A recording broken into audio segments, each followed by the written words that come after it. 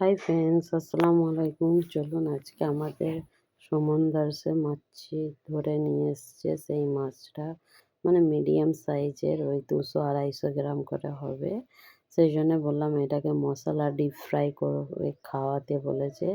চলুন এরকমভাবে মাছটাকে কেটে ধুয়ে নিয়ে ফিরে এসছি।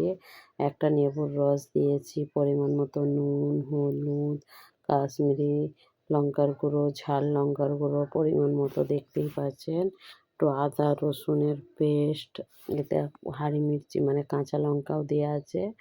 কাঁচা লঙ্কা আর আদা রসুনের পেস্ট আছে। এতে ভালো তারে ম্যারিনেট করে আমি 1-1.5 ঘন্টার জন্য ফ্রিজে রেখে দেব।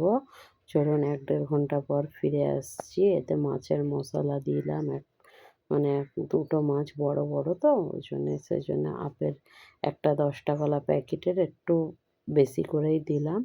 চলুন ভালো তারে পেটের ভিতরে, কানের মানে মাথার ভিতরে ভালো তারে মশলাগুলোকে ঢুকিয়ে ম্যারিনেট করে প্রথমে তেলটাকে গরম করে নিয়েছি।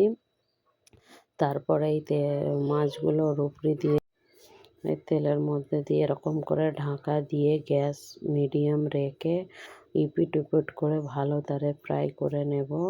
দেখতেই পাচ্ছেন এখানে 1.5 মিনিটের মতো ঢাকা দিয়ে রেখে দিয়েছিলাম, তারপরে পাল্টে দেব। ফের 1.5 মিনিটের মতো রেখে গ্যাসটাকে প্লিজ মিডিয়ামে রাখবেন, নাহলে মাছটা পুড়ে যাবে। এবার ফের 1.5 মিনিট পর ফের একবার উল্টে দেবো এরকমভাবে। দেখতেই পাচ্ছেন মাছটা কত সুন্দর মশলা মাছের উপরে চিপকে আছে। এরকমভাবে প্লিজ আপনারা যে কোনো মাছ ফ্রাই করে খেয়ে দেখবেন, ভালো লাগবে। চলুন দুবার করে উল্টে পাল্টে আমাদের তাম্বুস মাছ এটা ফ্রাই রেডি। ওকে, আল্লাহ হাফেজ।